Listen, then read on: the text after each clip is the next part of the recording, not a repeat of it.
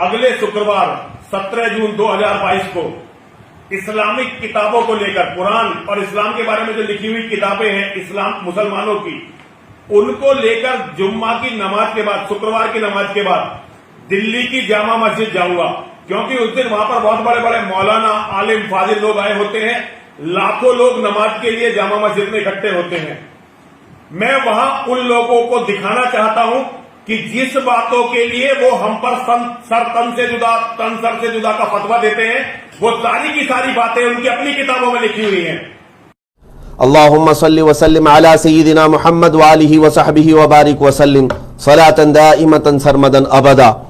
हज़रात, आज मेरी हाजिरी आपके सामने एक खुसूसी मकसद के तहत कि मुसलसल कई दिनों से आपने भी ये सुना होगा, हिंदुस्तान के माहौल को जहरीला और नफरत आमेज में बनाने के लिए कुछ शरपसंद अनासिर इस कदर यहाँ पर मसरूफ हैं। उन्हीं में से एक पाखंडी और एक ऐसा खबीस जो अपने आप को महंत और पुजारी बताता है, दासना देवी गाजियाबाद का रहने वाला यति नरसिंहानंद सरस्वती, जिसका नाम लेना भी मुझे गवारा नहीं है। महज यहाँ पर उसकी चुनौती को मैं जवाब देने के लिए नाम ले रहा हूँ कि आज इस खबीस ने, इस मलऊन ने फिर से एक वीडियो अपलोड किया फेसबुक पर और चुनौती देता है, और इसी की तरफ से तारीख का ऐलान भी होता है। ये हम सबको बुलाता है कि 17 जून 2022 को दिल्ली की जामा मस्जिद ये आएगा, और मेरे नबी पाक सल्लल्लाहु ताला अलैहि वसल्लम के मुतालिक इसके पास जो कुछ भी मवाद मौजूद है, वो हकीकत जिसको ये कह रहा है वो बताने के लिए आएगा। मैं स्वीकार करता हूं इंशाअल्लाह अज़ीज 17 जून 2022 जुमा के दिन दिल्ली की जामा मस्जिद में ये फकीर भी हाजिर रहेगा।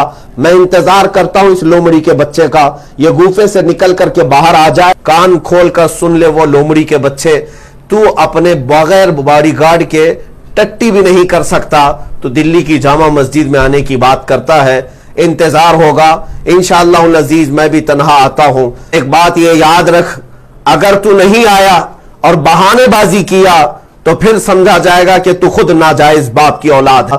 और इसको आज सिर्फ और सिर्फ हीरोगिरी के लिए और अपने हिंदुओं को मूर्ख बनाने के लिए इस तरह की हरकतें करनी पड़ती हैं। लेकिन एक कान खोल करके सुन ले, उस पाखंडी को मैं कहता हूं, उस खबीस के बच्चे को, बार बार अगर तूने नबी करीम सल्लल्लाहु अलैहि वसल्लम की शान में भौंकना शुरू किया तो अब मुसलमान खामोश नहीं रहेंगे। बहुत हो गया हिंदुस्तान भर में, और जो हुकूमत में बैठे हुए इसके नाजायज बाप हैं वो भी सुन ले, अगर तुम्हारी इसके साथ मदद है तो फिर इसके गले में पट्टा लगाओ और इसे जेल की सलाखों के पीछे भेजो, वरना माहौल बहुत ज्यादा खराब हो सकता है, अमन को नुकसान पहुंच सकता है। और मैं हुकूमत वक्त से भी कहता हूं, इस जालिम कुत्ते के गले में अगर तुमने पट्टा नहीं डाला तो हिंदुस्तान का माहौल खराब हो सकता है।